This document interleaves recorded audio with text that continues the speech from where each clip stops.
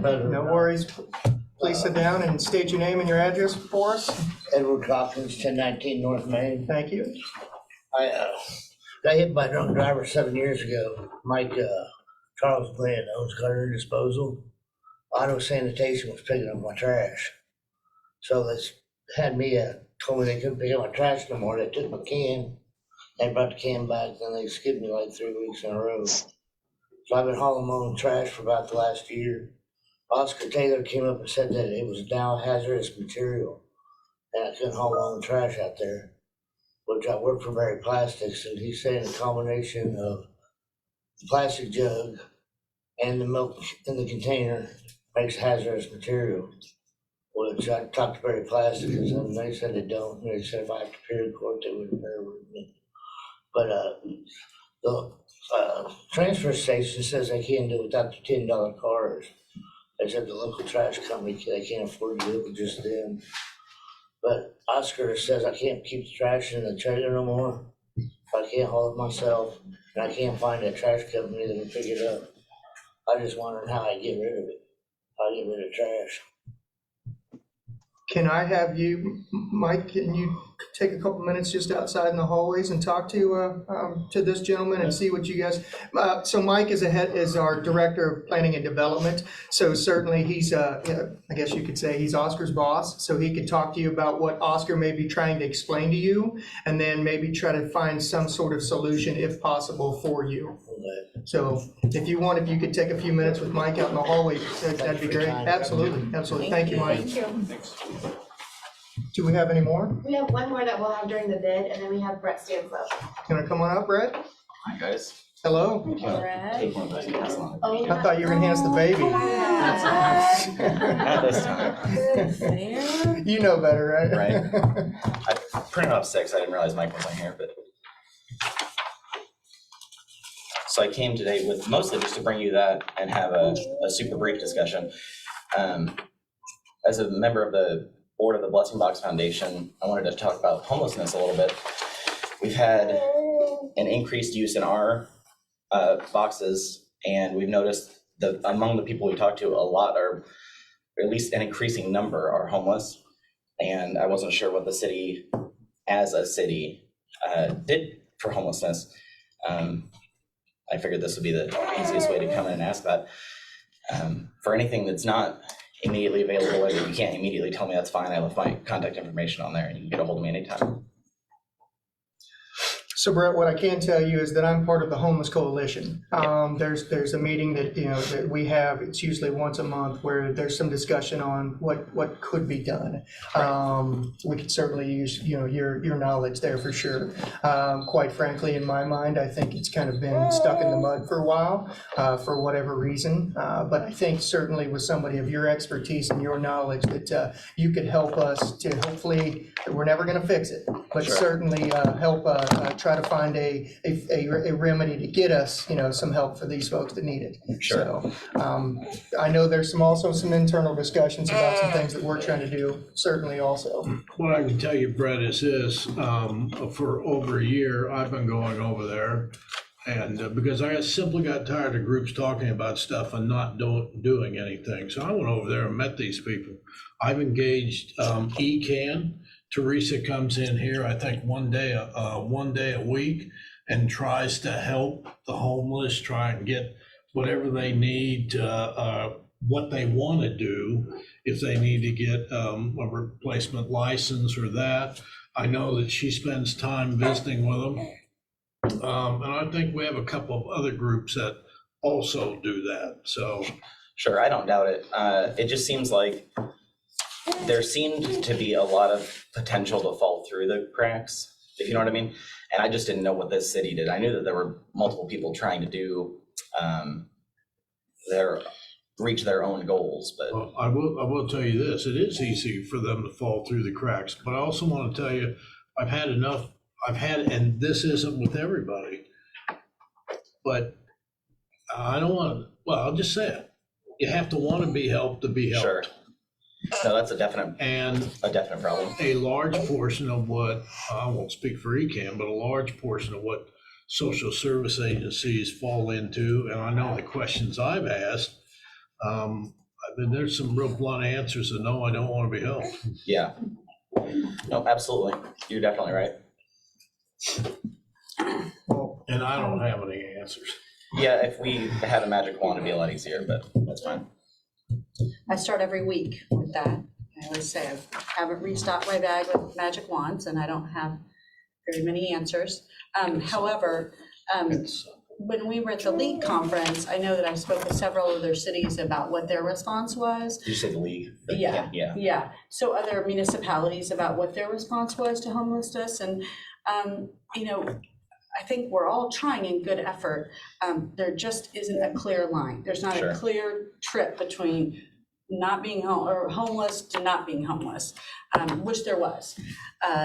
But certainly it's not for the lack of trying.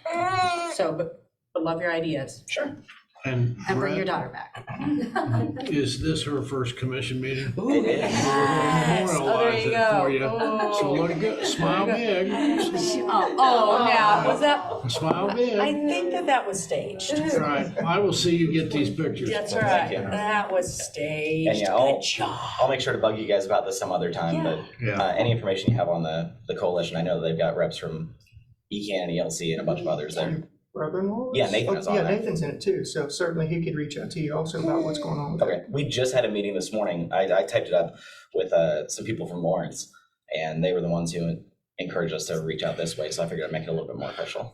you also might want to contact my father's house in Paola. We had a long discussion with them over a year ago, and it's probably time to bring them back into the picture and just how they have dealt with that situation there. I emailed their rep this morning, Waddle, I forget her first name. Yes, Beth. Beth, yeah. Emailed her just this morning, so I'm waiting to hear back from her. Okay, well, that's all I had. Thank you guys so much. Brett, thank Share you. your concern. We got one other, but it's for an item, right? Okay. All right, we'll wait for that item to come up. All right, that'll move us on to items to be placed on our regular city commission agenda, which includes the minutes from our September 12th study session, our September 19th study session, our September 21st regular meeting, and our September 26th study session. Commissioners, are we able to read over those? And if so, are we okay to move those on? Yeah. Sounds good, we'll do that. Thank you. That'll move us on to items for presentation and discussion. Item 1 is a splash pad discussion with Casey Colburn from Bartlett and West, which I see is on Zoom, and Director Tharp is here also. Good afternoon, gentlemen. Good afternoon. Mayor and Commissioners. Casey is on the line behind us. Casey, why don't you get us started if you could, please? All right. After multiple conversation, or I should ask, can everybody hear me clearly? Yes. After multiple conversations with Dennis, we wanted to approach the city about with the splash pad of moving forward of approaching this through a design build process of bringing writing an RFQ for a contractor to come on board, and then have Bartlett and West as some outside guidance for the city. But for a smaller splash pad like this, we thought that there'd be a way to maybe save some dollars and put more dollars towards the splash pad. If we go with a design build effort, it's going to be pretty straightforward with the type of structures. But part of that RFQ would be having the contractor be responsible for some of this civil engagement, but also using ORC staff for some of their leads, then using some city staff. So it'd still be kind of the same scope that we discussed earlier, but hopefully what we can do is save some of those dollars on the from the engineering and the public engagement side, use some of the resources that are already in place and the city is paying for, and then put more of the dollars into the actual splash pad with that. So that was kind of the approach that we wanted to talk with the city, the commissioners about, Mayor, and so that we start writing that RFQ. The design build process for a public project like this is something that Bartlett and West has participated in, and contractors have participated in. This is something that you'd see a lot with bond issues that are design build, where a contractor comes on board and helps, get the bond issue passed, and moves through that and is involved during the design process. So it'd be something like that a lot of contractors, I know some even local contractors, have experience being involved with design build and public process with projects. So that is something that Dennis and I were discussing, and we wanted to talk to the commission about that if that was an avenue that would be willing to take and hopefully, utilize more dollars for the actual splash pad itself. Dennis, did I miss anything that we can answer more questions, but kind of the overview? Yeah, I think, I think that's the first thing that we want to talk. And then I think there's a couple other things that we want the commission to consider and give us some guidance on. So, let's move a little past that one and talk a little bit first about the place that we want this splash pad to be. I think there's a number of options across the community. Staff has looked at those options, and I think as staff, we believe that City Park is the place for this first splash pad. We kind of need a nod or an agreement from the commission, that's the way we want to move forward so that we can begin the design process with that in mind. Is there a location in City Park that you think will be optimal? Absolutely.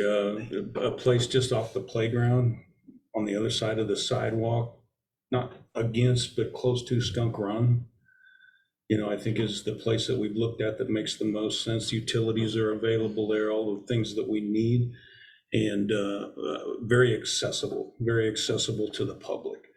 That sidewalk is even handicap accessible all the way through there. So I think it solves a lot of issues right off the get-go, and again, we're not really talking a huge splash pad in order to get our feet wet, so to speak. And so I couldn't. So. Been waiting all day, haven't you? Well, Mike wasn't here. I had to pick it up. Right. And he appreciates that. I'm sure he does, but yeah, that's where we believe. Again, we have a number of parks throughout the city, that maybe we're gonna look at splash pads down the road. I don't think so. This will be our last endeavor into splash pads, but as far as centrally located and accessible, I don't think we have a hard time beating City Park, for the first one.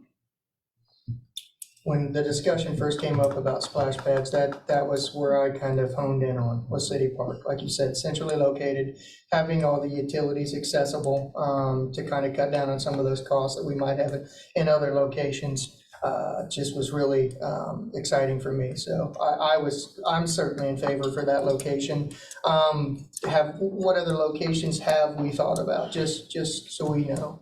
There's a number. I mean, you can, go from the south end to the north end, you start up around the ORC, the Goppert building someplace. You can go to the Teen Park. We could go to Kansas Park. On the north side, we could get into Heritage Park. There again, even Forest Park, if we wanted to look down by the existing pool that we have, our thought was, let's spread this out a little bit. And again, as we move forward, we know we're looking at conversations about a new swimming pool, and kind of piggyback off of where those conversations lead with whatever we do after this. We even, Dennis, we even looked at we talked with Levi about potentially, is there something at the ORC to the south there? And we started talking to them about what's the long range plan for them. So it's something that we just didn't want to assume. We tried to vet out some different areas, but also think about the long term. What's the plan for it? And I think the biggest thing that Dennis and I talked about with some of his staff is, and I think just being cognizant of the city and residents, is we don't want to add staff to have to manage this splash pad. we want to be able to utilize staff that's already there. So having it around an existing park that already has to be maintained in a central location kind of helps take advantage of that. And we're not, having to have a special area or adding a separate area or a new park to the current Parks and Rec staff. And then the utility crews, since we'll have utilities to it, more to their plate. So trying to keep things centrally located like that we feel would be the best use of resources. And I might also add, if I may, as you're looking down the road, as we talk about a new water facility, splash pads are being incorporated into those water facilities now. In fact, where the splash pad can be used when the pool itself is not open. So that gives you hopefully another opportunity when you make those decisions about a new pool, about including a splash pad with the construction of that at the same time.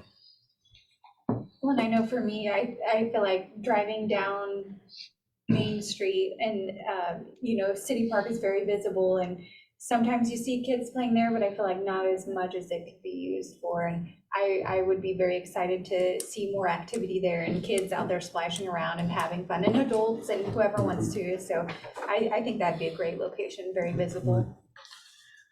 Would there be, and I mean, the logistics of it, I'm absolutely fine with the logistics of having it at City Park. Would there be value in having it on the north side of Skunk Run? Because the city does own the Carnegie Building, and it does have bathroom facilities. And just wondering if. Our connections are a little different on the north side. Okay. And that's one of the reasons we stayed on the south side of Skunk Run, but we can certainly look at that closer. It's not too far, I mean, it's not. It's not huge, as long as there again, we, don't have to, what we're looking at is tearing up as little as possible in order to accomplish the goal that we're after here. And so that's where we kind of landed on the south side, but we'll look at that a little harder. I think the thing that we need to establish here, and I guess I'm seeing enough nods that I think we've done that City Park is where we're going with the first one. And then we can bring back to you a final plan after we look a little closer at maybe there is an option on the north side of Skunk Run, There's plenty of property there. It's more being close enough to utilities without being too close to electric poles and, some of those kinds of things, so. And I think also a big thing is not disrupting trees at the existing park. And the south side, north of the gazebo, has a nice kind of open area that, trying to, keep the beauty of the park and everything in place, and not stay out of drip lines of trees and everything like that. And as we talk about the location of this, I'm assuming, working off a big assumption here, that part of what will be included with the splash park are some benches with covers on them for families that bring young children there and they want to watch their children play and be somewhat comfortable. So that's probably one of the great things of trying to do this with design build, is we can figure out those options really quickly up front and see how many benches we can put in to stay within our budget, or really have those numbers up front, because the main part, the base of everything is going to be the splash pad. But with going a design build approach, and you can have those list of items that they need to kind of to put a price together for, really helps us understand how far our dollar will go and what all amenities we can get with it. And was another reason, Commissioner Kaler, that we stayed on the south side, because it's closer to the playground, and we've had some requests for benches and canopies and that type of thing in that area. So we think maybe we can kill two birds with one stone, so to speak, and be able to accommodate some of those requests also. And Casey, in that design build, would that be the contractors responsible for, like you said, the amenities, like figuring out what features, any of those type of things? Yeah, so the RFQ will state some very will give guardrails of the site needs to, the splash pad needs to have a minimum of 4 features, water features. And so that it can, you're not going to get something that's just like one big feature, but it still has the guidelines of everything. But part of that in there is, we'll include that, you know, that they'll be responsible for amenities. And then, but part of this is going through and utilizing the public input to make sure the features are what the city and users want, and what amenities, you know, would fit within, would fit the need. But it would be providing, the RFQ would probably have some basic information in it of, this is the type of amenities that are expected, and this is like the level of service that's expected. And that kind of leads back to that public outreach piece. We've had a lot of discussion about that.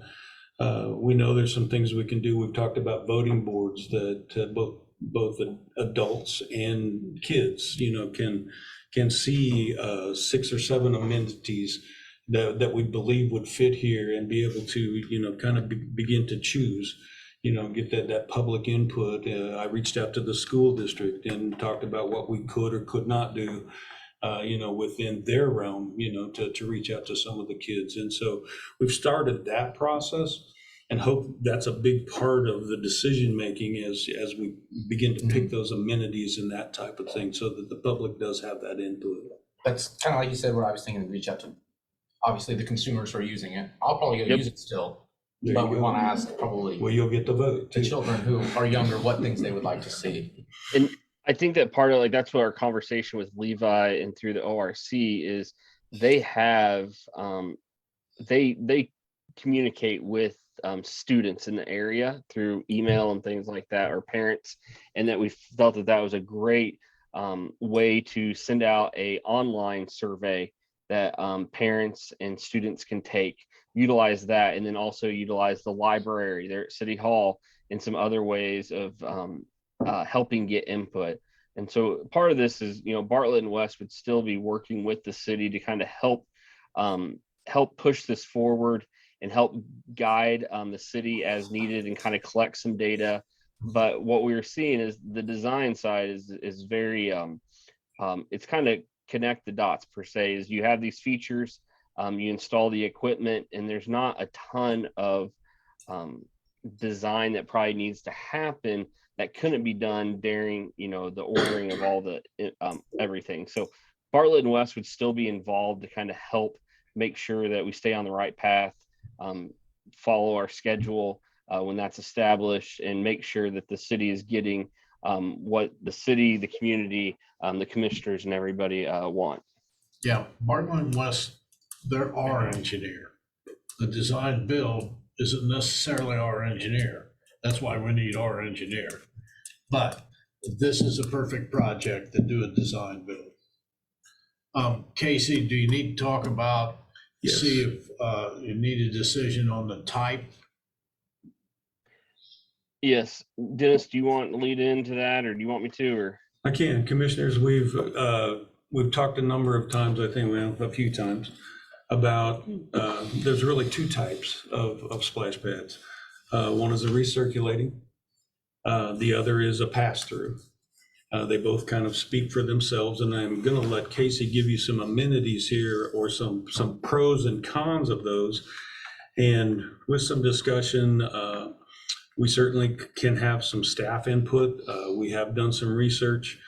We believe that there is a way that's better than another in this particular instance, but we will certainly take the guidance of whatever the commission decides at that point in time. So Casey, I'll let you do the pros and cons. okay, thank you, Dennis. So looking at the, you know, just a refresher, the pass-through system, it just takes fresh water, you know, that you get from your tap per se, and it goes through the structures, the amenities, and then it's collected in a drain, and then is put into the sanitary sewer system. The reason it's put in the sanitary sewer system, per KDHE, once water hits a person, it has to go to the sewer. It can't go to the storm drain per se. So that's the pass through. The recirculating system is just pretty much how your the city's pool runs. Water comes in, it's just recirculated. It typically has more or it has not typically, it has more chemicals. The pass-through systems do not use chemicals. They just use tap water per se. So the recirculating system will use less water, but with talking with city staff, what we're seeing is it's going to take additional manpower because somebody doesn't have to be there as a lifeguard, but somebody's going to have to be there on a regular basis testing the water. And so the city does, some of the city staff that, you know, works in that part, do have a few concerns of how often they're getting out there to test it because, you know, people are playing in it, things like that. It's going to have to be tested like the pool's tested, just to, you know, remain with that factor of safety with that.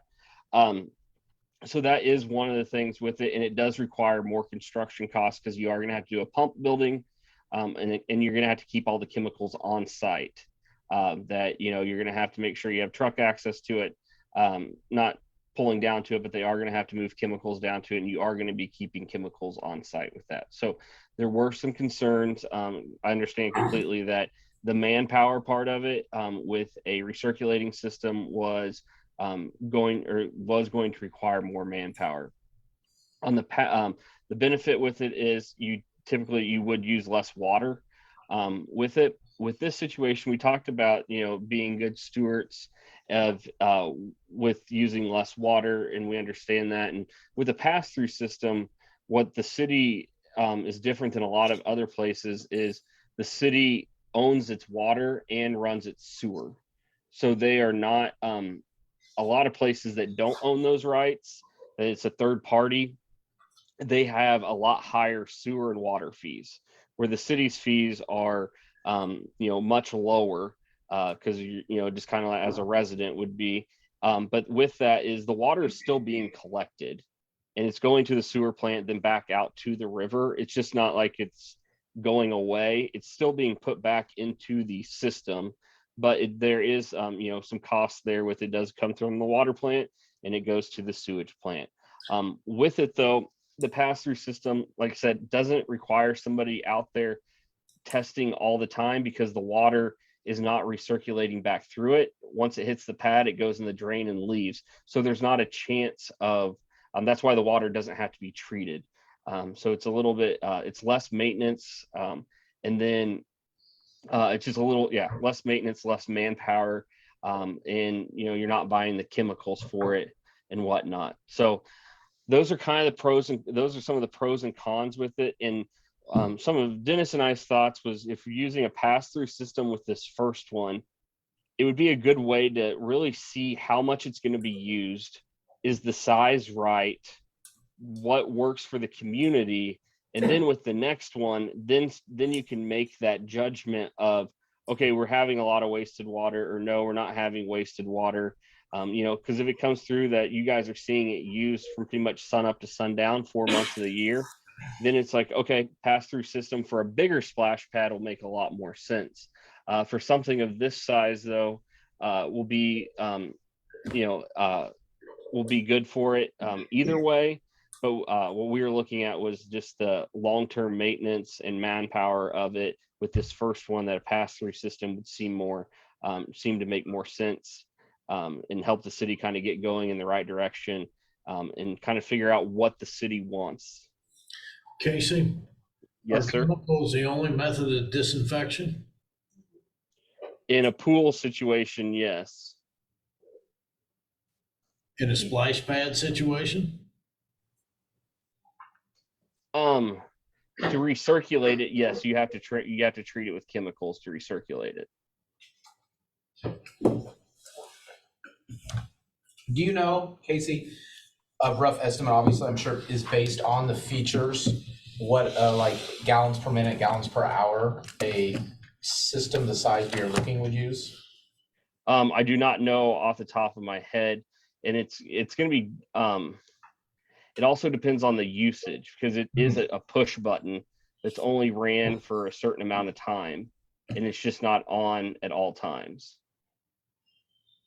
So, or I guess, Commissioner Clayton, what's the Are you trying to see how much water they would use maybe for the entire period, or for the 4 to 5 months that it's open? Yeah, just kind of a rough, extrapolate that out, where if it is running, through summer months, full days, thinking long-term, manpower and chemicals versus water is definitely, we've seen areas of the country where water is not as prevalent as it has been. So just something I would want to be mindful of for 25 years from now. What is water going to look like in eastern Kansas? Western Kansas is already having issues, and I just want to at least think about that if it's using however many 100 gallons or thousands of gallons a day, what does that look like in terms of essentially just waste? And we are close to having our drought status upgraded by the state, because the severity of the drought is moving this way because of lack of rain, significant rain. And I really hate using the word waste, because this water is not going to waste. It's going to the wastewater system, but it is going back into the river.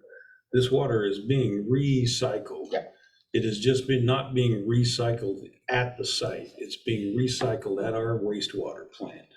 So it is not like we're just taking this water and throwing it on the ground so that it has no purpose or no use whatsoever. I wonder about UV systems, about using UV, because I know at least one splash pad in the state that uses UV to clean their water. And then I'm going to turn it upside down from what Casey said and say, I'd rather use a recirculating system and see how that works. And if it doesn't work and it causes way too much manpower and it's not being used and we're not doing it, it's just not, it turns out that there's no cost savings, well, then the next one can be a pass-through. But I mean, I've sat on enough committees in the last 6 months to know that water is a huge issue, and I would feel, I don't feel comfortable saying we should use a pass-through system. So I would go recirculate. And I agree with both Commissioner Taylor and Commissioner Clayton. I mean, we don't know even next year what we're gonna have with water issues. And I like Commissioner Taylor's ultraviolet idea. Is that something we can look into of how we, because I'm certainly not a big fan of treating it with chemicals. But if we could treat it with ultraviolet, that would, that may. We use ultraviolet at the wastewater plant as part of our process, and ultraviolet is possibly an option. The thing I think you've got to understand is that ultraviolet is not the ultimate answer. It takes some conditioning of the water before it gets to the ultraviolet system. So what we're talking here, as we go to the recirculation piece of this, whatever we use, is that the upfront costs are going to be significantly more. And something to think about the ultraviolet system would be, if you tied this into a new pool, that you would get more bang for your buck for your treatment of it for a small area like this, that you're going to have, you're starting to talk bigger buildings or a building and things like that. So, but we will look into it to see what the footprint of that building would look like and the cost of what it would be for an ultraviolet, to try to balance the chemicals versus ultraviolet for this size of pad. Casey, go ahead. Have you seen other places that build a system and have it designed in a way where it could be retrofit later? That's what I was going to say, is that there's options there to try to get it to where, because it's just a bunch of valves and everything like that to get it to recirculate versus pass through. And, can you do that? Then I think that there's a way with that, with the valves and everything, to make that work.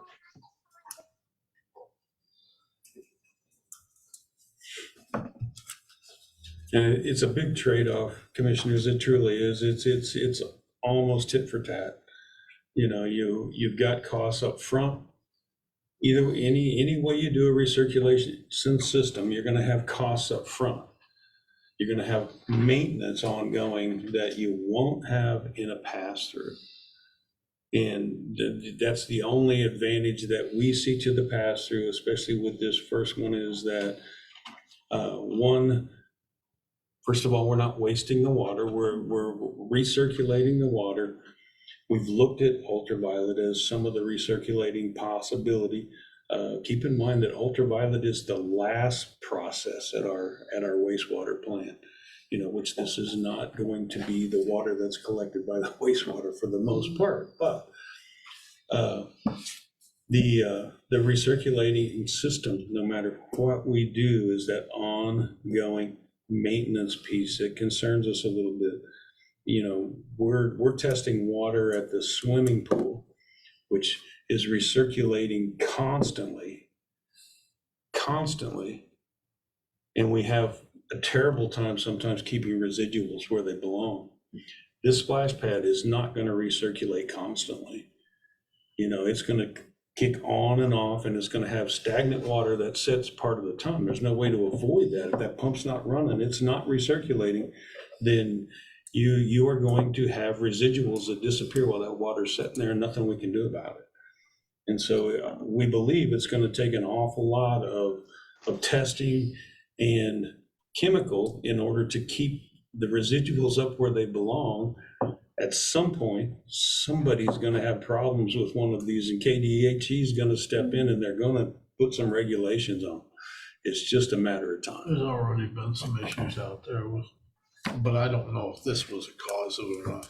I just can't help but believe, Casey, that in this day and age, after 20 years of building splash pads and the technology that we have, that these are the only two options available. And or go ahead, Casey. Oh, no, go ahead, Commissioner Graves.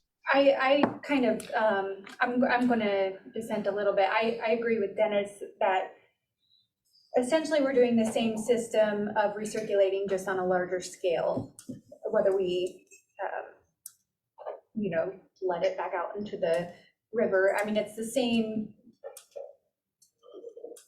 situation, but less manpower needed.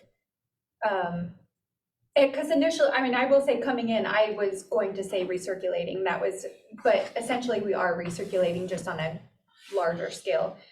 And I do kind of worry about what happens if, I know at the pool, if there's an accident in the pool, it gets shut down for, an hour or whatever until it's shocked or whatever they have to do.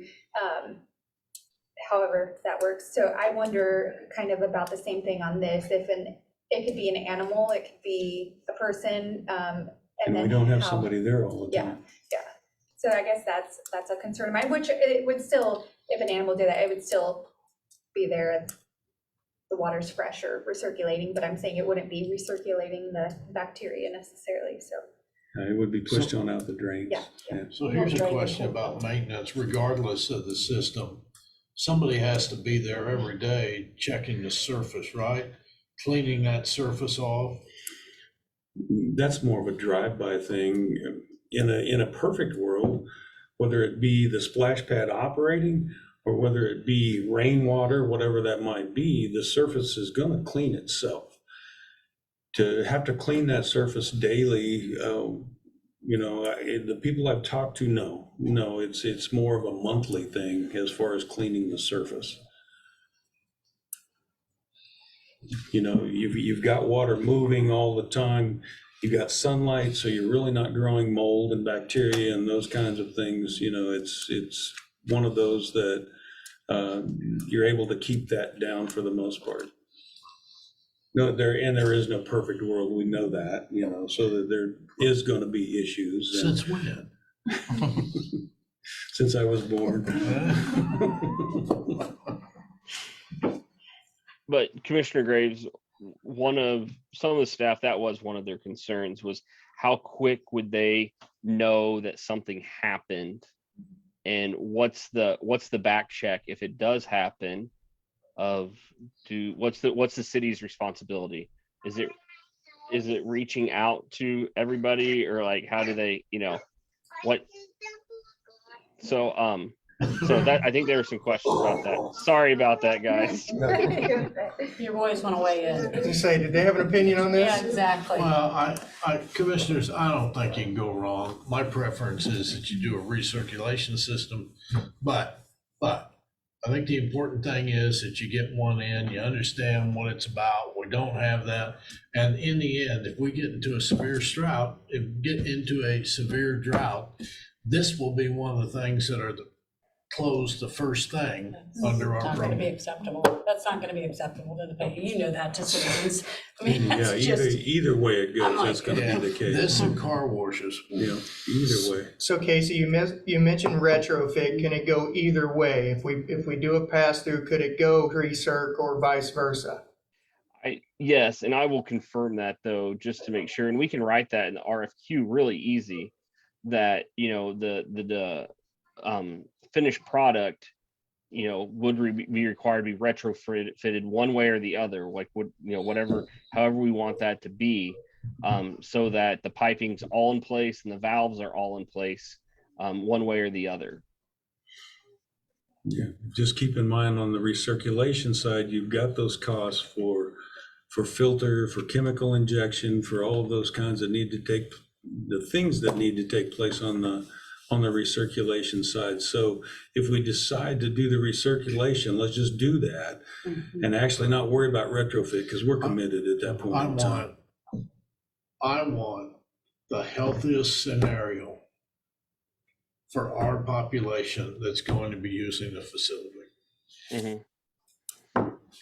And so sometimes what you see a lot is too, if when these facility splash pads have a bathroom with them, it's usually because they're getting having to build a building already for everything else, and then they throw a bathroom in there too because they have two walls and a roof already built and a pad and everything. So that's usually how you can tell really quickly if the splash pad is a recirculating splash pad, is if there's a really nice bathhouse on the side of it.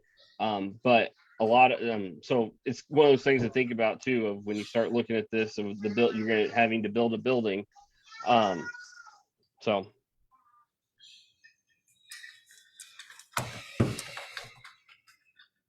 And so commissioners, not to be any kind of pushy here, but in order to move forward, we really do need to make a decision as to how we want to do that, so that we can solidify some numbers and get a better idea of what costs are going to be, so we can talk to people that are interested in helping with this even.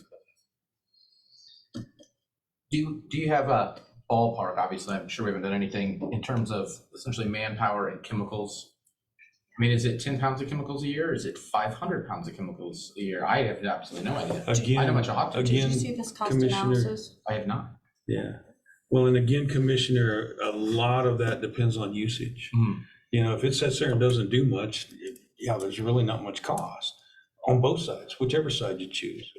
And then vice versa, if there's a lot of usage, that all of those costs increase at that point in time. So to really put any kind of even average number on there, which is kind of what Commissioner Taylor's talking about here. You know, there are some numbers out there, but what ours is going to do, we have no idea. We really have no idea. and also those numbers are for that was kind of a worst case scenario. I believe the ones we provided aren't what the city actually charges for sewer and water usage. That's what I actually just sent an email to Richard, to our manager, and asked him to please have those figures checked in the utility department to see if this was an actual. Yeah, this is kind of just when we had the feelers out about it, of worst case scenario type thing of a planning document. So we can update those based on the city's rates of what sewer and water is per 1,000 gallons.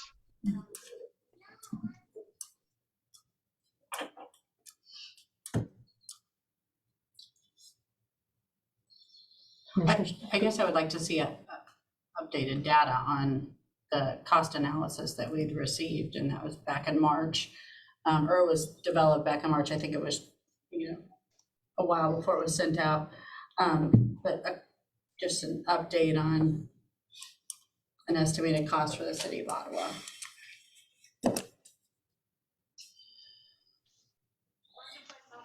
The only reason you're looking for an answer today on that is just to get this RFQ started, correct? That is correct. So we're not really, I mean, because I'd certainly like to see the cost analysis, as Commissioner Kaler said, and an updated one. Because I mean, it might, at this point, I'm kind of leaning either way, and that might be something that throws me in one direction or another. Okay, So certainly Okay. something I'd like to see. let us do that, and we will bring this back again next Monday. Great. That sound fair? Good thing. Sounds fair for sure. Thank you, everyone. Thank you, Casey. Thank Have a great evening. Thanks, You y'all. too. I'll move us on to our item 2, which is a resolution of intent to finance a bucket truck with Director Landis.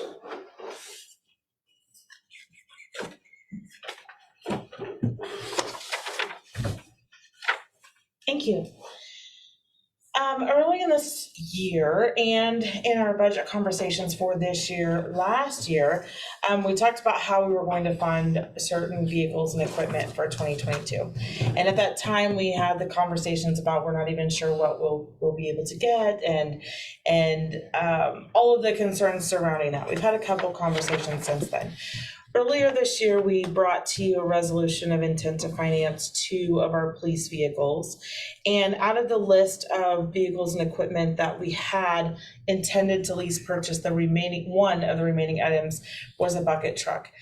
And so we have purchased that bucket truck, and now we're bringing to you the resolution of intent for you to consider a lease purchase option for financing or funding and financing that purchase.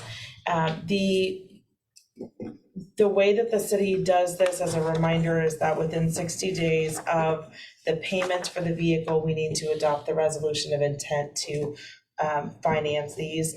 And that is quickly approaching, or will be, before you have yet another regular meeting. So we would ask that if you would please move this on to your next regular agenda to consider this, then we can move ahead with getting the bid documents sent out for lease purchasing all of the 3 vehicles in total. I might just note that some of the other vehicles that we intended to purchase this year that we might have used a lease purchase for funding of, we have delayed those purchases until next year because those vehicles and equipment are just simply not available. And so I would say we're probably really close to wrapping up what we're doing for vehicles and equipment this year. If it's not already ordered, we're still looking. Our goal is to take those funds that were intended, whether it was a lease purchase intention or whether it was a cash purchase intention, and move those over to the equipment reserve fund or reserve them in the utility funds so that we can put that towards the purchase of those vehicles as soon as they become available for equipment. We already have this vehicle. I'm sorry, We already have the vehicle. we do already have this I was like, I think we've seen it. one. Yes. Well, maybe, that's not the one I'm talking about. I'm talking about the one we might have seen. And actually, commissioners and city manager, it showed up unexpectedly. We didn't expect it till after the first of the year, and one day, without a phone call, without anything, the truck was here. So did we Was it pay in the this last out of our week? CIP Was it fund? in the last week? Oh, right now it's like just 3 weeks, probably. being Oh. funded in the electric fund right now. So we need this money to reimburse ourselves. Yes, and that's what we had already intended to lease purchase this piece of equipment when we first planned on purchasing it. And this was, like I said, one of them that was already on that list, so it's nothing new, it's something we budgeted this way. And we do have a couple of others, like I said, that were intended to work into that bid process this year as well, but they just aren't available this year. We'll have to move those ahead. I was impressed with I pulled up the 2022 operating budget summary, and I was impressed with the fact that you were just nearly spot on with the amount of money that you had estimated. This one was really Yeah, close. I mean, really close. Yep. So They did a really good impressed. job on Good job. estimating this one. Doesn't always happen, as you know. Between that's the why you lag- got it's why you between got the to know lag it. And when we budget and the lag and when it comes in. All right, Dennis did this one right. Good job. Do you all have questions on this process? I know you've been through this before with the other two vehicles and a few. And this truck is fully equipped, everything you have on it, It's done. it's done. It's done. Right, and that's included in this price. What ended up happening is we got lucky, and they had a frame and body sitting on the lot that ended up being not taken by somebody else, so they brought it back and put our requests on the truck, and And we it already has, ordered it, and so it was ours. it has all the proper certification and has met all the tests that it needs to pass annually. Absolutely, absolutely. Commissioners, are you okay with moving us on to our Wednesday's meeting? Yes. Sounds good, we'll do that. Thank you. Thank you.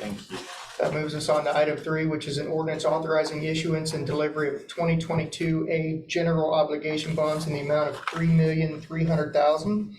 Director Landis, and I see Tyler and David are with us on Zoom. And I believe Tyler's going to present the two items and Dave will give you an update on the financing overall. Good afternoon, Tyler. Good afternoon, Mayor and Commissioners. Good to be with you. As Ms. Landis just indicated, I will provide an update on these two agenda items, but before I get into them, probably it makes sense to have Mr. Arterberry go first and give an update on the market and the options for refunding any portion of your 2009A bonds. Sure. Thank you, Tyler, and good afternoon, everybody. Just as a quick recap, I don't really have, unfortunately, any different message than we've been talking about here for the last few weeks. Interest rates sort of continued to increase over the last month or so. And as a result of that, the anticipated or the hoped for refinancing of a couple of your old bond issues at this time just doesn't appear to work. Late last week, or actually it was late the preceding week, we updated the interest rates and we discovered that we were probably somewhere around 0.4 of a percentage point too high in overall interest cost to create the level of savings that we had been targeting, the $20,000 target.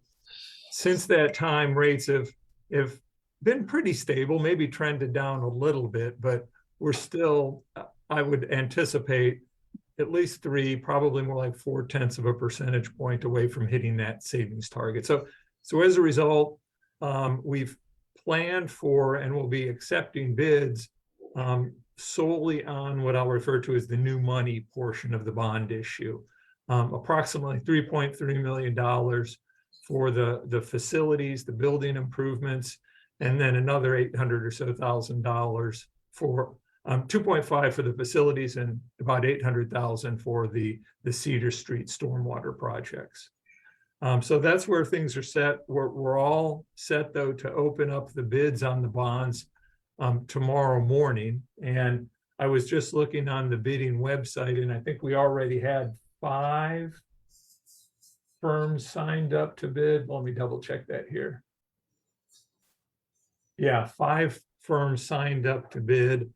And I know I've spoken to a couple of others that are considering bidding too. So I think we're going to get a good response. And we'll know more tomorrow morning after the bids are open at 11. So welcome any questions you'd have about the market or the bidding. Commissioners, any questions for David? David, Commissioner Kaler speaking. I know that last week we had been emailed a letter based on the rating call that you had participated in, and I think our mayor had participated in too, and I think there were probably others too, so thank you all for who participated in that. Can you tell us about what that, I was unable to open it because I didn't have a special passcode. Can you tell us a little bit about what that bond rating call, how that proceeded? Sure. Yeah, we had a call with Heather Gus from Moody's a few weeks ago, and Heather went through the process of doing the rating, and the result was that the city's A1 rating with Moody's was affirmed. They kept the same rating they had, which Just as a reminder, the city was upgraded last year from A2 to A1. So that was good news last year. And to continue to maintain that rating, I view as very favorable.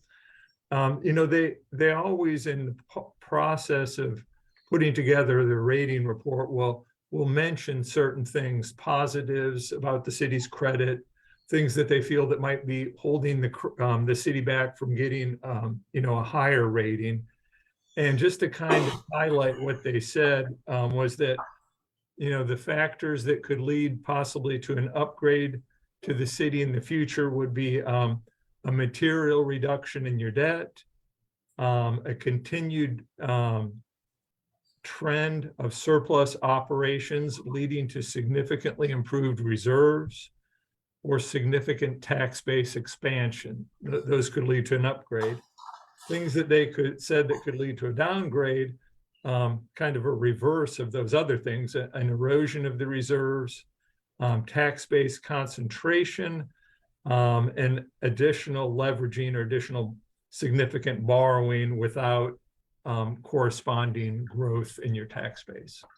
So it was a very good call, and honestly, I think it was a fairly easy call for the analysts, because most of I think what I would call the primary credit factors really just improved from last year to this year in terms of fund balances and assessed valuation.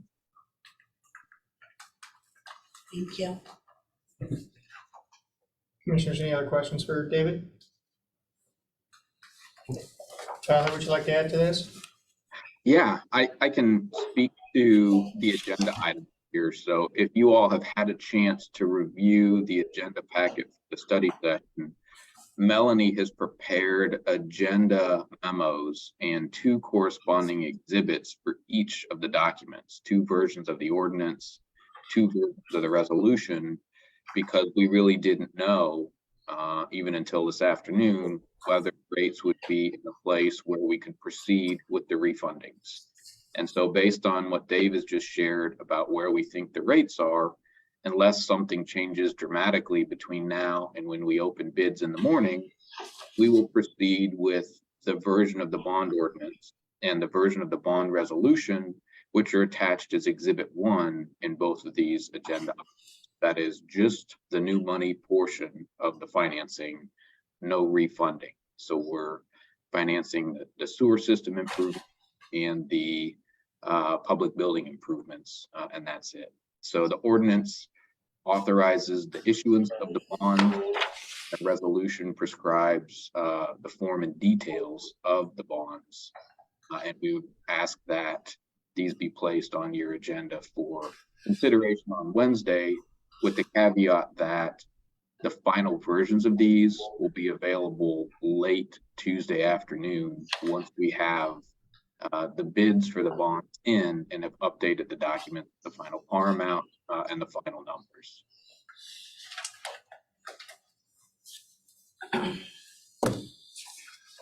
This is more of a Melanie question, and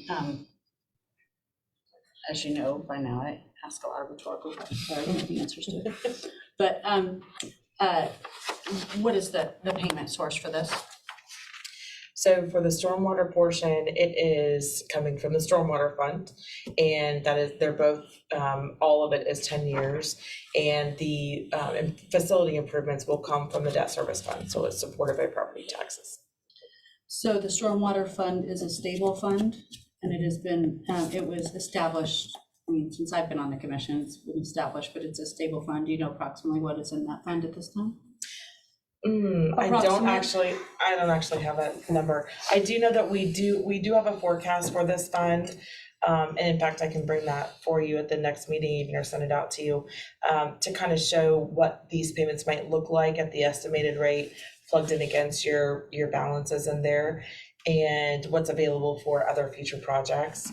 But I'm sorry, I don't have it off the top of my head. Pull up September's for you. So, okay. I want the public to hear that we actually have a fund that is set to reimburse this. It's yes.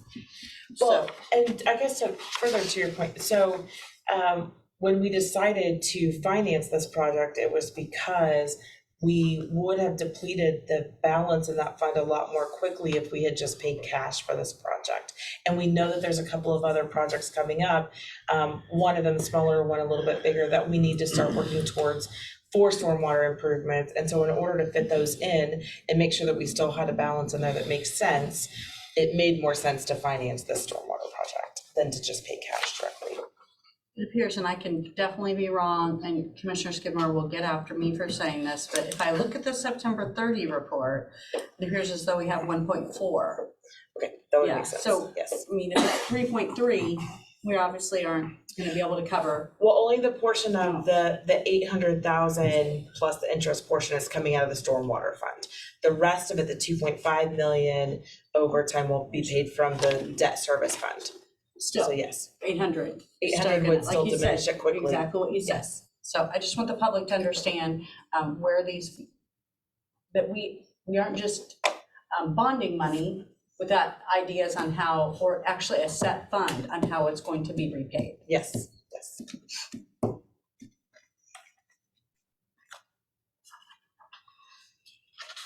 Director Landis, anything else you'd like to add? I don't have anything else. I know this is a quick turnaround and it's just because of the timing of the bond sale being tomorrow and then your regular meeting being on Wednesday. So apologies for not having the exact ordinance in there, but you will see that late tomorrow and have it available to you on Wednesday. So what is it you're looking for today? You need a motion to approve the ordinance in Exhibit 1? We actually just need you to move it onto the agenda for Wednesday. Okay. We won't approve it until we know what those exact amounts are going to be. Everything in brackets right now is an estimate. And so, yep, we will just need it to be on your agenda on Wednesday for consideration. So commissioners, are you okay with moving item 3 onto Wednesday's agenda? Yes. Okay, we will. Hopefully we get a good call tomorrow about that. Yeah. That'd be wonderful. And also item 4, the resolution. And then would you like to also move item 4 onto Wednesday's agenda? Done. Okay, that's what we'll do. Yep. Okay, thank you. David, Tyler, appreciate your time. Thank you. Thank you. Thank you all. Landis, thank you. Thank you. Thanks, everyone. All right, that'll move us on to item 5, which is the swimming pool request for proposals with our city manager. So commissioners, you've been having this discussion, and you put into the budget for next year, you put in a general fund.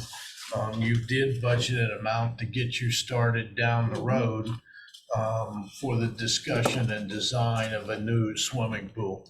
And that's appropriate action for you to take, because as I said on my radio show this morning, nothing is forever. That pool, and Commissioner Kaler can give you the history at any given moment because she did the research on this. But the current pool we have was built, what, 1960? Somewhere around there. And there's been at least one remodel, maybe 2 remodels. And our pool staff, not only Levi's staff, but Dennis's staff that's responsible for that pool, increasingly it takes more work to keep it open each year. And after a while, it's just like that car you drive with 250,000 miles. There comes a point where the repair bills you're paying, you could be putting towards a newer vehicle that would be in the best interest of you and your family. And I think that's where you're at. Pool's not an imminent, I would say, not in imminent danger of being closed, but it probably has a good, 2 or 3 years, maybe 2 or 3 years left of being functional. So you need to start this conversation.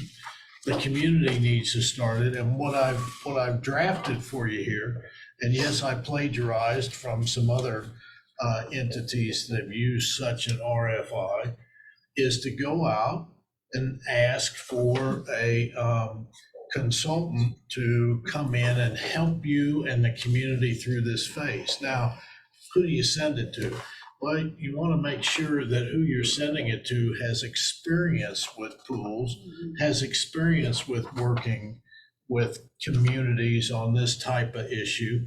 And it is important that they are interviewed. They're interviewed with representatives from the commission, from the community, because you're going to be, in essence, This is like a marriage contract. You're going to be, okay? But you're going to be with this person and you want to make sure it's a good match for the community, but that's a ways down the road. What this document does when I put it out, or when we put it out, when you say the time is right, we will forward this to, I could see us sending it out to at least 20 different engineering firms or 20 different firms that deal specifically just with swimming pools. But it will help you get a taste. It will help you get somebody in here that really start this discussion in earnest. I believe all you're looking for today is just to see if we're okay with your draft proposal, Yes, correct? yes. Okay. Commissioners, any questions or comments you have for the city manager's draft, plagiarized draft? I'm not saying a word, please. I appreciate, thank you to our city manager for putting this together. I appreciate that tremendously, and I do think it's a good document. The one thing I would like to see us include, or would like to see included, is where it states the proposal shall include as a minimum, and I recognize that that's a minimum, but I would like to put something in there that, because I know that the city manager and I have had this conversation with some other companies, that to determine whether or not there are usable parts of our current pool. To do, because we talked about doing some drilling and seeing if concrete was, had any value or any lifespan or life left to it. Okay. Certainly would like to see if there are usable parts. That's a fair question to ask. That's an important question to ask. And I think that's a question the public will appreciate you asking.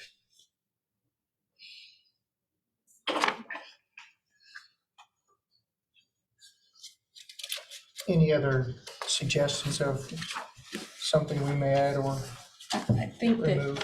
this all goes back to Stu too, that I remember when, I think that Commissioner Crowley or Mayor Crowley may have been on the city commission when Commissioner Jorgensen gave a really nice gave a really nice spiel from inside our meeting where he talked about this is the time where you it's not time to harvest, but it's certainly time to do all that you can do to make sure that you're ready. And this is exactly what a proposal would do. And I think the timing couldn't be more appropriate. I think this is when we do this conversation. It's not during the summer. It's the conversation that you have in the fall, in the winter, that allows you to harvest in the summer. If I'm utilizing the conversation that he had with us. I think you plagiarized his discussion. I know, and I know he'll be mad about it, but he'll get over it. Or he may be really, he may feel like, wow, what an accomplishment that you remember. A legacy. Yeah. What I would suggest is you have 2 more study sessions. I'll go back, reword this, and plan on it being on the first agenda on your first meeting in November so that you can formally look at it and formally take action and move it forward. I think it's important that the commission, that the community see you doing this formally so that they know you're serious about following through with Is there any reason that it can't be on here before then? Pardon me? We have 2 meetings before. There's no reason to do it. I guess it's really your preference. Kind of be fun to have it on Halloween. Well, yeah. Don't be scared of a new pool. No, oh my God. Do lots of fun stuff. This is your preference. My preference is that you do things like this at a regular meeting with someone with regular, but you can make a motion at any meeting to move this forward. It's really how you want to do it. You have anything you want to say, Levi, Dennis? Do we on this, who all is a part of the swimming pool water park task force? Well, Or is that yet to be? That's determined? yet to be determined. Okay. It's people with the Another last line name he of took task. from them. Yeah, That's, another line he I, may have borrowed. from something I'm else. just guessing, another line he may have borrowed. That's to be determined. That's obviously some of the work you're gonna have to do. Commissioners, are you okay with the city manager bringing this back to us in November? All right, I can bring it back to you next week. It's really up to you when you want to adopt it. I have no strong preference. I don't think, in my mind, I don't think there was too much that needed to be changed. So I think that if you have the time, that could be changed and worded as Commissioner Kaler wanted it changed, then I'd be okay with seeing it next week. Yeah. Let's do that. All right, All right, hey, thank you. thank you. All right, that'll move us on to item 6, which is results of the bid opening for 103 and 127 North Elm. All right, you put this out to bid again. You received one bid back, and that's before you.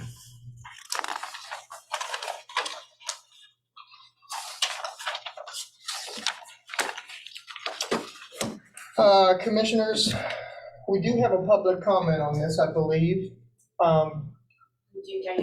Diane, do you want to come on up, please? Please state your name and your address for the record, please. It's Diane Coates, 104 North Elm Street, Across the street from the property.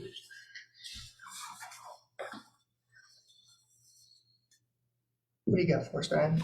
Well, actually, I was kind of waiting to hear what you guys had to say before, but I mean, I know you guys have put this up for sale, for bid, third time now. Nobody wants it except for us.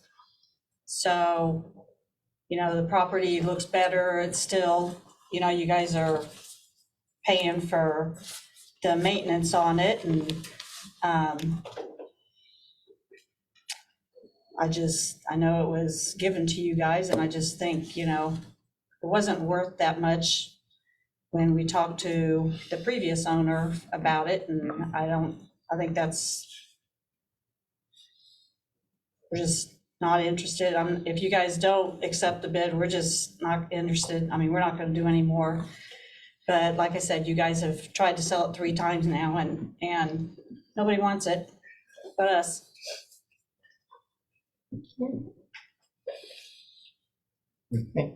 Oh, sorry, I was gonna say, Director Hall, do you know, with building a garage and dog park, I mean, you may not have anything in front of you. Are you allowed to, on a separate parcel, would there have to be parcel work done to do any of the planned construction?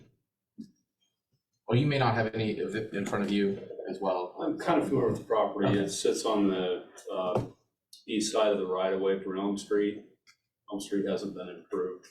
It is a street, but it's a right-of-way, so it's separate from your property on the east side, on the west side, excuse me.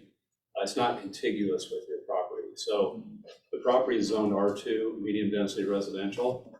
The allowed uses under that zone, the permitted uses under that zoning are single family residence. And accessory uses that are incidental accessory to an allowed principal use. So this is we have this conversation with people a lot. Someone has a vacant lot that they purchase in a neighborhood, or they've owned it for a long time, they want to build a garage on it as a single use, and it's not a permitted use.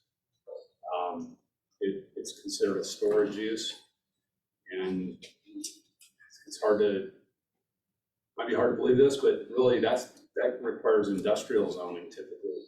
It's like a storage building. If it's contiguous with the property that has a principal use on it, owned by the same owner, then there might be a way to do it, consolidate the lots, and so it would be permitted as an incidental use. Does that answer your question? Yeah. Well, and I believe the reason it was questioned is because the bid that was put in was, that it was stated that they would like to build a garage or a dog park for personal use on one or both of those lots. So that's why here's what we don't want you to do. We don't want you to purchase a lot and then not be able to build what you actually want to build on there because of our codes. So. Well, the last time he wanted to put a house over there, you guys turned it down. So, I mean, that was still kind of in the idea, but we didn't know, why you guys were turning it down, other than the fact, because nobody's wanting it. I So- would think, in my opinion, I'm not speaking for the commission, I think if you're talking about the last time, I think the bids were $1,300, $1,500. And in my opinion, that was too low for the lot. So I believe that's what the discussion was and why we eventually turned down those bids for those at that time. Okay. Well, there is rezoning too, is there not, on those? I mean, is that not something? Not to, industrial would be that would be a huge jump, yeah. And I would think most likely, if that's the case, if you're saying it would be zoned industrial in order for them to do that, most likely that's not even gonna get through the planning commission or such. Well, Please, you please. made comment about us obtaining the whole parcel, because I know Adamson, he doesn't, and it's not, nobody's doing anything with it, or keeping it cut down. We've actually talked to him about, buying that also, and before you came on, I can't remember her name. Monique? Yes, talked about going ahead and just getting rid of that road altogether, because nobody's maintaining it. Again, you guys put rock down there, but when you look down there, it's all grass. It's not rock. So, that would make it an adjoining. Yeah, Go ahead, please. if I might respond. So the uses that you're talking about, so a garage or a dog, place for dog would be like a dog kennel. No, actually, the one thing that we had talked about doing was they actually have a place that will come out and make an actual dog park that's, people pay to join it. And it's a whole different thing. It's just a whole different, really cool thing where they can take the dog in. They have to have, of course, their rabies, which the dog park down here doesn't have and that's kind of a bad thing, but anyway. So if I might just respond to a couple things Please. here. So both of those types of activities require rezoning. So there's a process for that. A few steps involved: application, planning commission, public hearing. Planning commission makes a recommendation to the city commission makes the decision on rezoning. So there's quite a process. The dog, it'd basically be like dog boarding. That's the way I would consider it. Especially if it's privately owned, someone boards their dog there for 1 or more days. That requires different zoning. But garage would require different zoning. And what's difficult about zoning in that location is it'd be isolated, be surrounded by residential zoning. And that's always difficult. Some people just say, don't go there because it's spot zoning. But it's difficult. I think that's the thing to understand. As far as what the right-of-way issue, the way that's done is through a vacation process where it's not like going on vacation, it's like vacating something. So if you're vacating the right-of-way, that right-of-way, what happens is it gets split down the middle. One half goes to your property, and the other half goes to the other property. So there might be a way of doing that. I think with the Adamson piece being in there, that makes that complicated because that would have to go to that property. All parties have to agree to it. Yeah. And the vacating property pays, and vacating, the person requesting to vacate pays all the expenses associated with it. Which So, is what? well, you would apply. I believe you'd have to survey it in some way. I'm not sure if we would require professional drawings. That's something I'd have to look at. But there is a process. So a vacation, that's similar to rezoning, and then it has to go to the planning commission. Planning commission reviews it, makes a recommendation. They hold a public hearing. They make a recommendation to the governing body, and the governing body has to approve that vacation. And the utilities, all the utilities and the public works department review it also, because there may be an impact by having a vacation if utilities and other city-owned infrastructure is involved. Yeah, one thing that does make it difficult is you have I think there are 4 separate tax parcels on the east side of the right of way, I believe. Yes. Does that sound right? Yes, there are. 4. So, and you do that, each of those tax parcels get half of that right of way. And some of those parcels would lose their street access. So there'd be an issue about creating a landlocked parcel. There might be a way to do it through the alley or something, but I think I'm trying to do some analysis here on the fly. It's not how it's done. Right. So you really it has to be reviewed. It's reviewed by the Development Review Committee, which is the Utilities Department, Public Works Department. It goes out for review to the general public, there's a public hearing. So it's quite a process. And if someone wants to do that, we would have a pre-application meeting, at least one, so we can advise the applicant on what to expect. So they go into it fully clear-eyed about what to expect, what's required, the uncertainties involved. And so that's something we can talk about, but it really requires the consent of all people that are affected by the vacation. Right, is that same thing as far as rezoning goes? It's a little different. Rezoning, there are findings that have to be made, and the findings are a little bit different. There are more of them. It's less absolute about requiring every owner to consent. But it does, certainly owners that are affected, that's definitely taken into strong consideration. Okay. So there's a process involved, and I think that, some uses are more acceptable than others. Some rezonings are more acceptable than others, but it really has to be analyzed and looked at carefully. The process alone is very uncertain. It's hard to know what that outcome is going to be. It's just Unless it's a house. House is allowed. It's a permitted use. Okay. The issue with the house is just making sure that there's access to it. And I know that was where I wanted to at least bring to your attention, because I would not want to spend $7,000 and not be able to use it for anything. Well, just have no, to I know. just thought that was one of the reasons why it got turned down, because like I said, that's one of the things that he wanted to do was build a house over there. So, I can't, I don't think we would have done it, or in my mind, I wouldn't have done it if it would have been a house, because we know that's, there are fees that are associated with that too. There's no water down there that he would have to be responsible for bringing all the way down.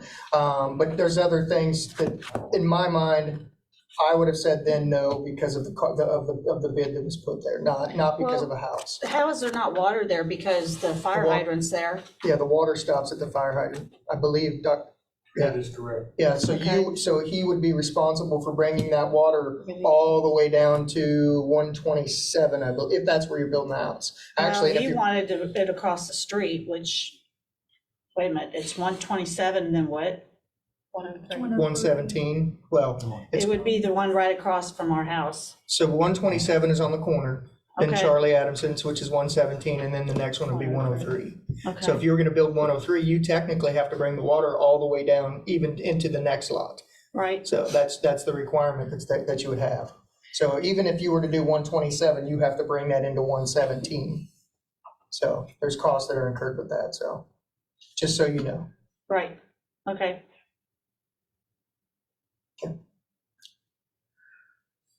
Well, commissioners, now that we've had this discussion, and I think there's more information out there, how would we like to proceed with the 2 bids that were put in by Mr. Coates on 103 and 127?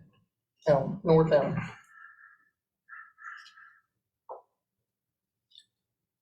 I know for one, obviously it's not a lot of money, but I know we've driven by, I'm sure a lot of people have seen them.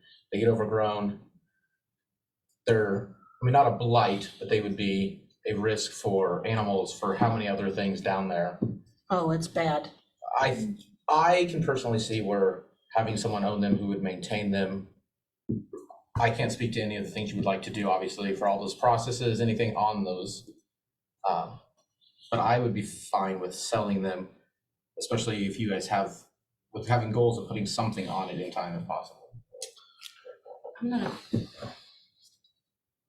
I'm concerned that, and I was for, and if I did not say this, I will say it now. I was for putting these bids up for sale in, to have houses built on it. To have houses built on it. And we have a housing issue here in our community. I know that there was a house, I think, built just right across the street from you. And they can't sell it, so Yeah. they're trying to rent it for $1,000 a month and they can't rent it either. Well, I can't You know? speak for whoever they are. I can't speak for them, and they're not here to speak for themselves. But, yeah, so, I mean, I'm for it being housing. I'm not, I am against having a personal use dog park. That's fine, take the dog park off. I believe I'm fine selling them, similar to what Commissioner Clayton said, the value in having them maintained and not having to spend that money anymore would probably be pretty good. And yeah, I mean, if we put it up to bid however many times, and this is where we're at still, so I'm fine with moving forward with it.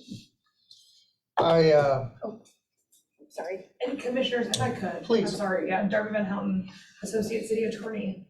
If whatever decision you make today, it's just the sale of the land as it's zoned currently. You're not approving any potential use or proposed use by any person's bid. Yeah. That's as Director Hall has explained up to you, but any approval or going forward with the sale is just the sale of the land. Just want to clarify. I can see both sides. You know, I certainly would, would like the fact that it's maintained. I also agree with Commissioner Kaler that, we approved some sales out at the Coves, and one of them turned into a dog run, and I don't think that's what we intended. And I think in hindsight, we would have probably not approved that sale. So what my concern is, and I'm glad that you guys got this information today, because I would have hated to have approved, the sale of these with your intent of doing these things, and then you finding out that you can't do that, because that may hold off anything else that you're doing, which at that point, then you've got to maintain it for an extended period of time, however long that might be. Here's what I'm not in favor of selling the one for $2,000. I just think that's way too low. But what I think we could do, because we had this issue at Lakeside a couple times where we tried to sell it in a closed bid, and Lakeside didn't sell. But then we went to an auction and we sold all 6 lots. I would be okay with not accepting either one today, and then putting it out for auction again and seeing at that point what happens, and then at that point selling them, because I'm in favor of selling them too, just not for that. And hey, who's to say that in, let's say, 60 days, if we put it out for auction, that you guys don't buy them for $1,500 at that point? I don't know. I think there's more interest in them, and unfortunately, folks just didn't get to them in time for whatever reason, so. I would be in favor of the $5,000 bid. I'm not in favor of the $2,000 bid. Yeah. So, I mean, if we want to approve the $5,000 bid, okay, but the $2,000 bid, yeah. Please. 127 floods, by the way. And that's why it's kind of rough to put a bit higher than. That bottom one down there, yeah, Yeah, when you you can't guys put a had, house on when it. we had that rain, we kind of got concerned. Of course, our property sits higher, but the water was clear up on that. But, I mean, you have people that nobody is making anybody take care of anything, there, and we do have, now. It's been maintained this year. No, yeah, those 2 pieces are, but you go drive by Adamson's, if it was anybody else, they'd get a ticket and be mowed. If you go down and talk to, and bless her heart, I love her to pieces, she was my son's teacher, but it's still, Pontiac still got a big old log across it, which is a street, it's still sitting like that. I mean, and we've been mowing that long before you guys even, it was given to you guys. We've been taking care of that property, and you know, we had the ponies on there. The gentleman gave us the right to put the ponies on there, and you guys gave us the right to have them. And we put them on there and we took care of it. So we've been keeping it down. But the purposes of these conversations, we're only talking about 127 and 103. I mean, we can't, we don't have ownership of the piece in between. No. Yeah, so it's for the purposes of these, we are only discussing 103 and 127. You're talking about the value of the property for $2,000. No, You said that it's not been maintained, who is owned by someone else in the middle, and that's not a conversation that we're having. Commissioners, here's what I suggest. I think we're all in agreement that we could sell 103 at 5,000. Right? I think we're not in agreement that we sell 127 at 2,000. Two of us are no, two of us are yes, is what I'm hearing. So we don't have our fifth commissioner here at this point to make that decision. So I think we can agree on 103 at 5,000. And then if you want, we could hold off on until next week, and we could decide on 127 when Mayor Pro Tem Skidmore comes back, if you'd like. Or we can just not go with 127 at this point. So how would you like to proceed? Okay on 103? Yeah, I would say I'm okay on the 103, and 127 makes sense if you guys would like to have a deciding vote.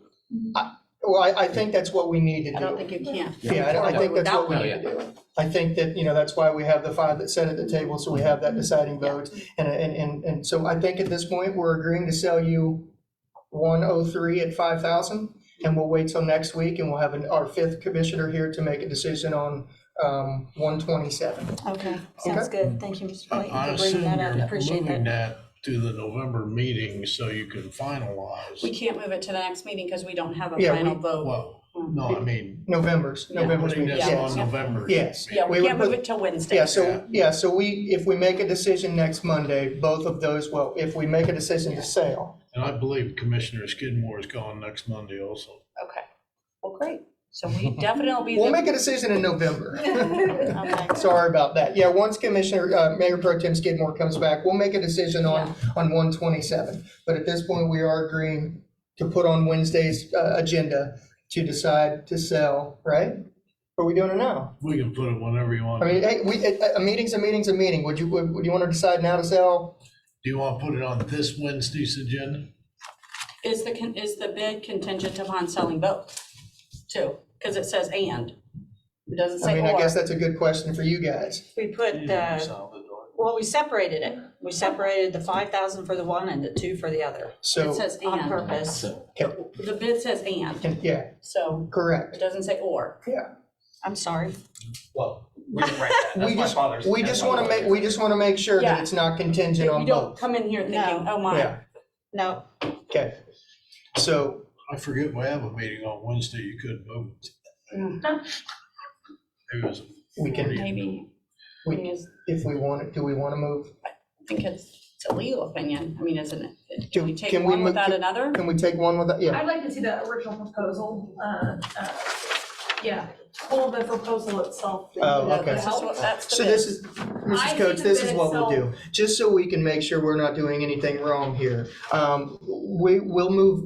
We'll have another discussion about 127 once Commissioner, Mayor Pro Tem Skidmore comes back. At this point, and then we'll move that on to our next scheduled meeting, not a study session, an actual meeting, whether it's our night one or our evening one. So, but at this point, that's kind of how we're moving forward. We think we're agreeing on 103. We just need to kind of deciding vote on 127. okay. And then we can That's kind of fine. make sure legal agrees with all this stuff that we just said. Well, our intentions on writing it was, I mean, I had to go to work, or I would have, was to say, this is what because you separated them. So, I mean, we're placing bids on one and the other, so. What we were doing at that point is giving somebody the opportunity to maybe buy one or the other, Right. instead of somebody coming in and just buying both. Right. You know, we were kind of trying to spread But that. that's why we separated, we didn't put on there 7,000 for both. We put 5,000 for this one and 2,000 for this other one, so it's not like we, Okay, All right? All right, We appreciate your time today, Thank Diane. you. Donald, thank you. We appreciate your time also. Donald, my father. Sorry.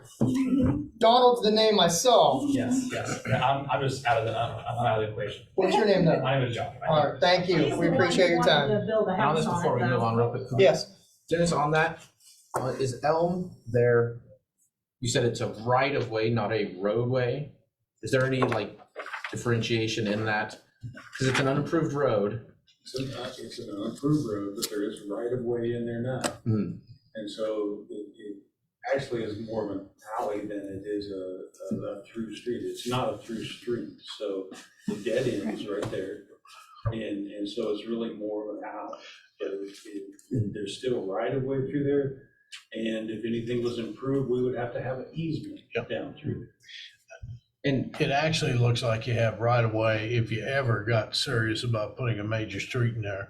It actually looks like there is sufficient right of way for what we would use for a normal residential street. Right now, the way to think about what we have down there, the county calls them minimum maintenance roads.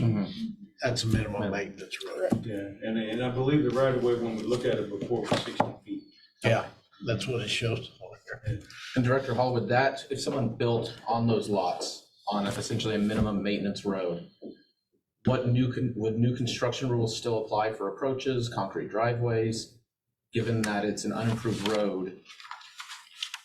Just in terms of if someone were to buy this and build new construction. So I we think the only thing in question is how much that road would have to be improved in order to provide access. So everything else, it would be just like a house on a lot. Now, I'm not sure about the driveway approach, but generally, yes, I think you'd have to have all those same permits, building setbacks apply. so then you would have to actually, the improvement includes sewer. The city would have to supply sewer down through So there if someone's too. building. City doesn't supply sewer, there's sewer there, you would have to connect to the sewer. Tap. There's tap fees for Yeah. both sewer and water. And you would have to extend the service line to the sewer and to the water. Well, what I'm saying is, once you get building on that, you're gonna have water runoff. Stormwater. So, yeah, so where is that stormwater going? So that's something that also the developer has to deal with. You know, that would be a study that would need to be done, quite honestly, and that is the developer's responsibility to have that study done and then do what is necessary to create that. So the city's not responsible for putting sewer in when you're getting ready to build in a, When a new development goes in, the developer extends the mains and does the service lines. When the main is extended and paid for by the developer, the city takes it over and maintains it beyond that. And this would be no different. okay. And that's So then, the are you same with guys, everybody. is the city not responsible for like the,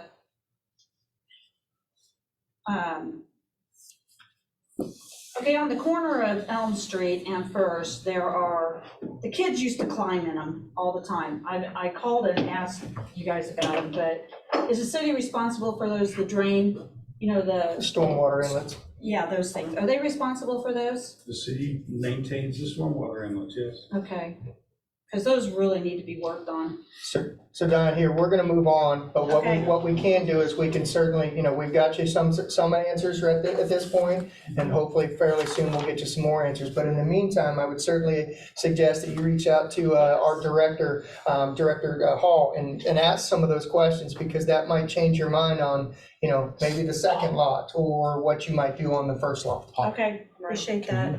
Sorry. Thank you both.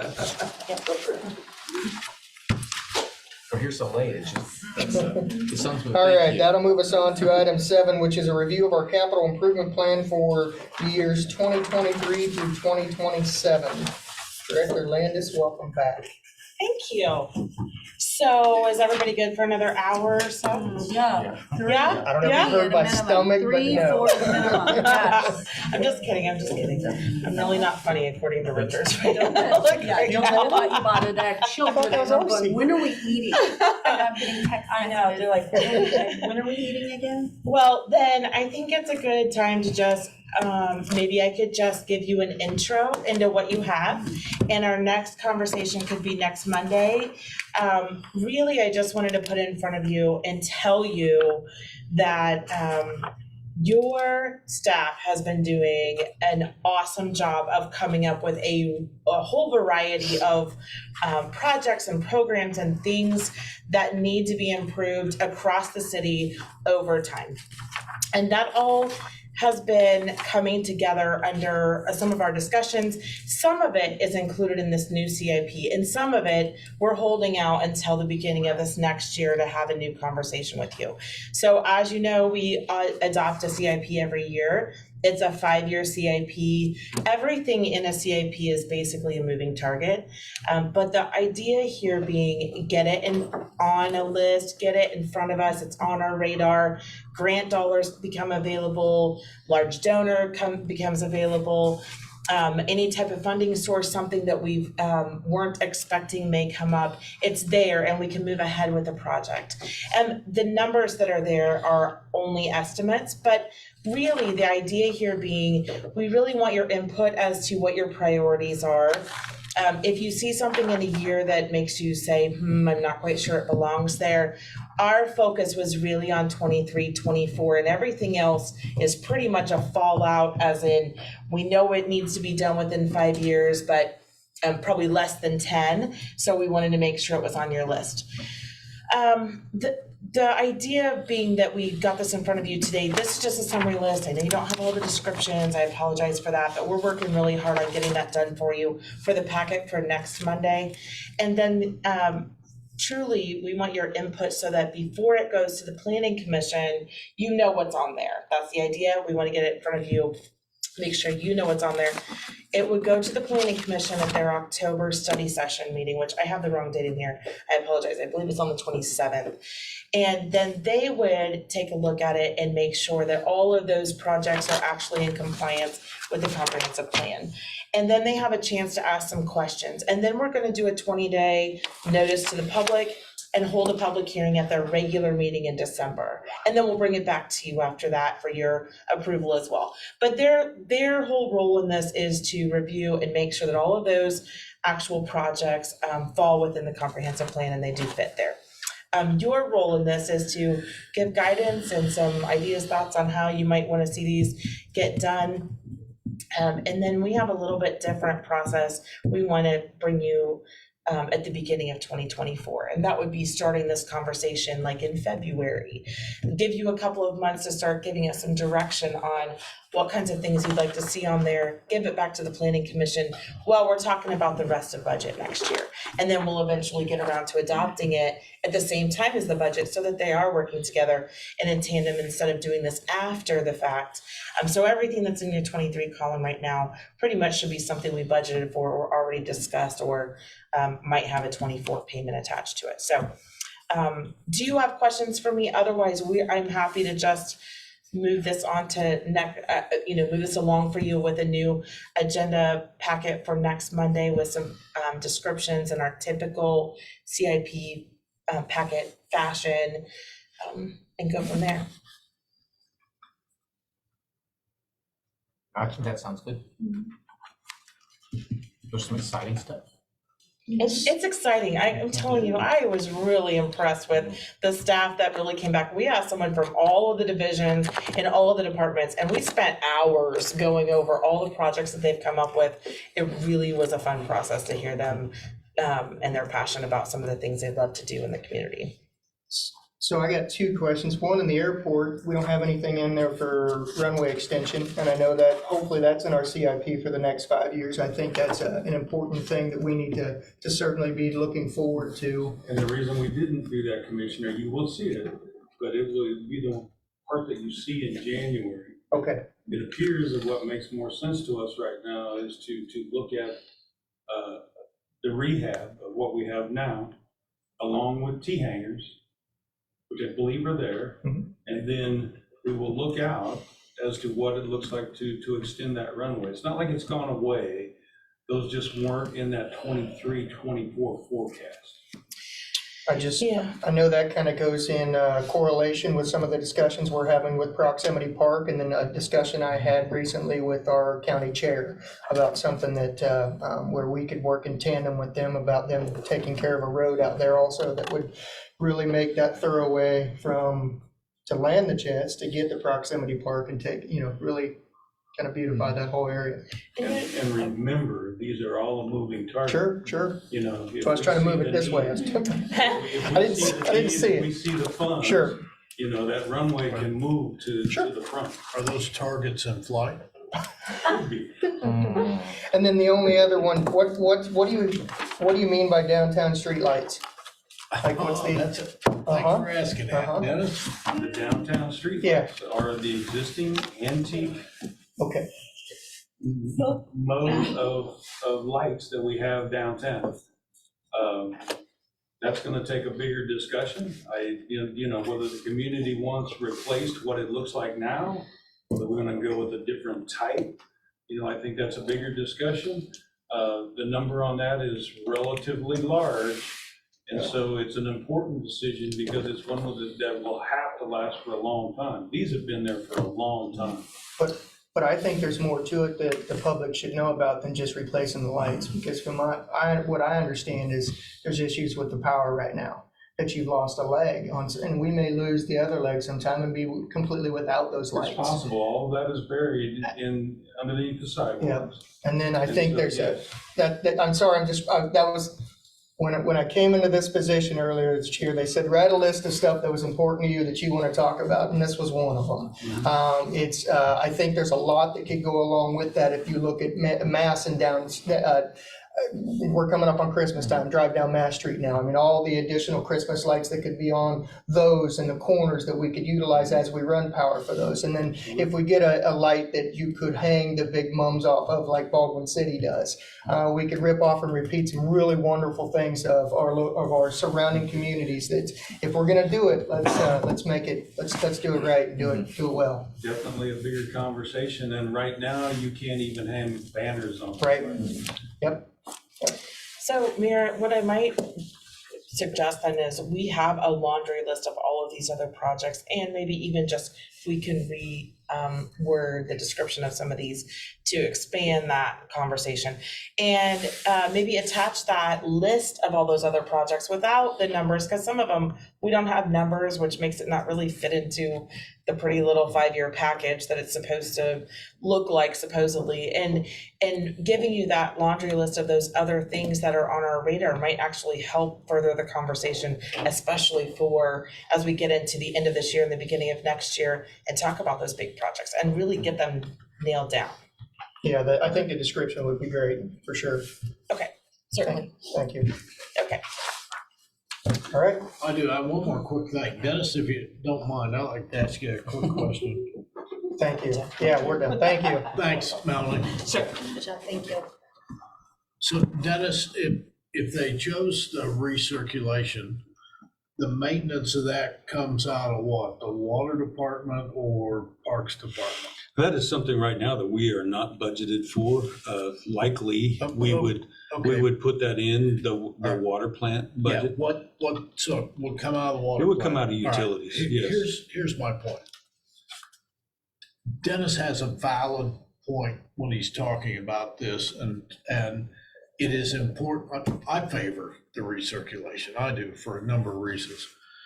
But you cannot dismiss what Dennis's point is about needing additional help to take care of that, and there's additional mechanical. So in all fairness, if that's where we land, you have to be willing to fund those things along with that type of structure.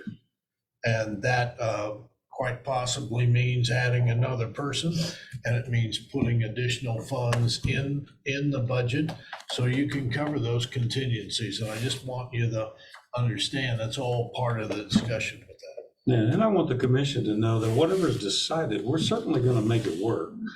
It's just a matter of what it takes to make it work. Any other comments, questions? Don't give him that much time. Yeah.